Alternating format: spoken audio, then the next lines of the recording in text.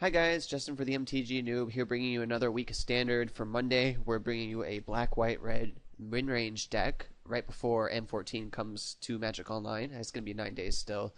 But we'll take one last look at a Standard deck before we have a bunch of new cards to look at.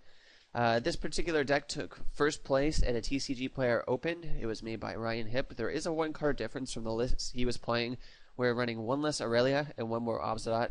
I think Obzdot is a little stronger than Aurelia, and I didn't have a second Aurelia. So there are both some good things and some bad things about this deck.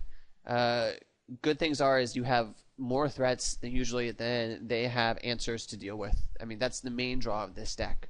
The disadvantage is, at least from what I've been playing and noticing, you are kind of vulnerable. You don't have any way to accelerate, and you don't have any way to kind of like shuffle through or draw cards or anything. So you're really vulnerable to whatever it is you draw. So if you get land flooded, then you're not going to have very many ways to get to them. They'll have threats for your answers, and that kind of cancels out mainly what the deck is trying to do. Things I like on the sideboard, it does have 3 Rest in Pieces, so it is pretty invulnerable to graveyard plans. We are running 3 Slaughter games as well, so you can kind of take